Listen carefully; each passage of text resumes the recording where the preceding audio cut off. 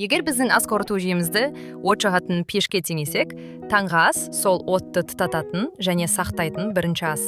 Бұл бүкіл ағзаның дұрыс жұмыс істеуіне әсер етеді. Тибет медицинасында таңғы ас жел уақытына сәйкес келу керек. Таңғы 6-дан түскі 12-ге дейін жел уақыты.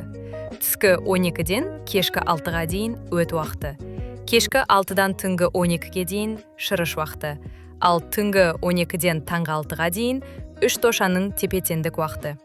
Таңғы ас дәл осы жел уақытында болуы қажет. Себебі жел отты қоздырып, ас қорыту жүйесін дұрыс іске қосады. Егер таңғы асты осы уақытта ішсеңіздер, жеген ас толық қорытылады, ағзада қалдық қалмайды. Бірақ таңғы ас оянған сәтте емес, 15-20 минуттан кейін болу керек. Осы уақыт ішінде ағза толық оянып үлгереді. Ал оянған соң бір стакан жылы су ішкен жөн. Таңғы уақытта ағзада не болады? Бұл кезде өсу гормоны жоғары деңгейде бөлінеді. Май ыдырау процесі белсендіріледі. Инсулинге сезімталдық артады. Инсулин аз бөлінеді. Сондықтан тіпті тез көмірсуларды жесеңіздер де, қандағы қант деңгейі қатты көтерілмейді.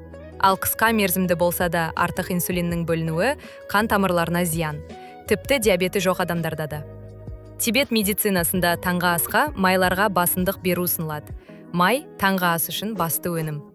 Майлар ұзаққа жететін қуат береді. Қорытуға жектілікті уақыт болады.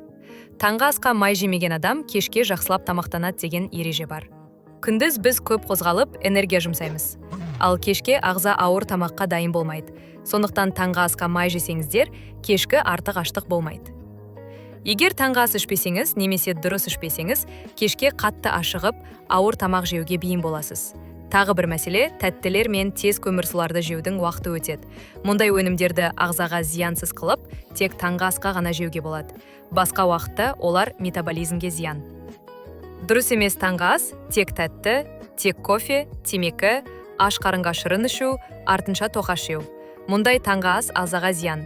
Тибет медицинасында да, жалпы диетологияда да таңғы ас негізгі ас болып саналады. Ағзаны отқа теңесек, таңғы ас сол отқа дұрыс шоқ салатын уақыт. Дұрыс таңғы ас ішпесек, біртіндеп ас қорыту оты әлсірейді. Бұл ішкі майдың жиналуына келеді. Сырттай көп жемегендей көрінсеңіз де, ағза ішкі жағына майланады. Дұрыс таңғы ас ішпеген жағдайда адам күндіз жиі тамақтанады.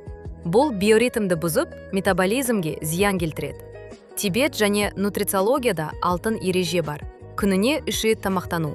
Таңғы ас, түскі ас және кешкі ас. Аралықта тамақ жеуге болмайды. Бұл метаболизмді реттеп, биоритмді қалпына келтіреді. Көрерменім, видео ұнап жатса, лайк басып, каналға тіркеліп кетіңіздер. Сіздер үшін тек қана қызық әрі пайдалы контент жасап жатырмыз. Сіздерге қандай тақырыптар ұнайды? Төменде комментарий жазып қалдырыңыз, сіздің ойыңыз біз үшін маңызды. Енді келесі тақырыпқа келсек. Ал енді 5 зиянды өнімге тоқталайық. Бірінші өнім – ботқа. Бірақ тез дайындалатын ботқалар зиянды. Қарақұмық, арпа, тары, сұлы сияқты дәнді дақылдардан жасалған ботқаны жеу пайдалы.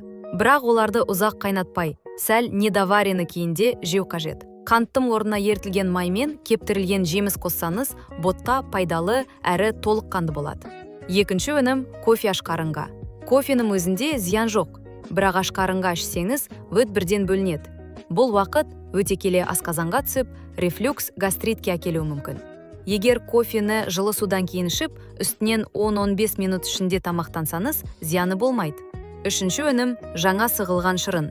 Ол қандағы қантты күрт көтеріп, тәбетті басады. Ашқарынға ішсеңіздер, таңғы асты ішкіңіз келмей қалады. Сондықтан шырынды ботқадан кейін ішкен дұрыс. Төртінші өнім – өңделген сүт өнімдері. Плавленый сыр, майсыз сүт, қойылтылған тәтті сүт, бұлардың барлығы таңғы асқа жарамсыз. Плавленый сыр кальцийдің сіңуін тежейді. Майсыз сүт пайдасыз.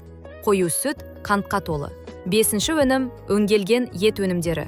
Колбаса, сосиска, солями секілді тағамдарда зиянды қоспалар көп. Оларды артық қолдану онкологияға келуі мүмкін. Егер ондай тағамдарды жақсы көрсеңіздер, үйде өздеріңіз жасағаны жөн. Каналға тіркеліп, лайк басып кет.